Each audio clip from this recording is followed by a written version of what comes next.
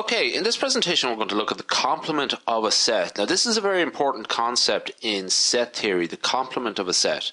So suppose we have the universal set, okay, that's just always keep an eye out for things like that, the universal set, such that we have in the universal set 2, 4, 6, 8, 10, 12 and 15. So for each of the sets A, B, C and D specify the complement sets. Okay, so you notice here that we just have special notation for the complement of A. In this case it is A with the superscript C. Now there's other ways of doing it actually. I just think that's very clear.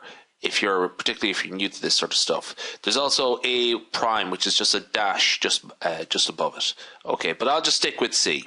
Okay, now so what I'm going to do actually is I have written the answer here for the first one, but what I am going to do is just sort of cross off from the universal set everything that I've included here, just to make it absolutely crystal clear. So 4, 6, 12 and 15. Okay, and what do we have left?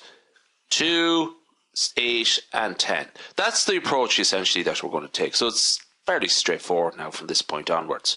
Okay, so the complement of B is, let's exclude 4, 8, 10 and 15.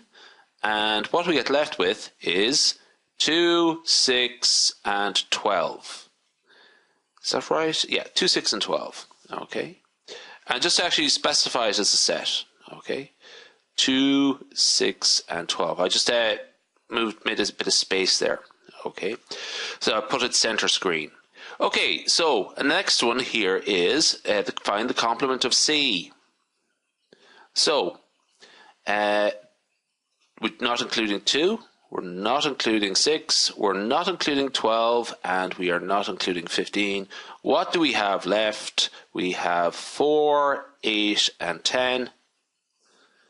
Complement of C is 4, 8, and 10. Okay, curly brackets there. And finally, I think you get the idea now, but I'll just finish off just for the sake of completion. 8, 10, and 15, that leaves us with 2, 4, 6 and 12. Okay.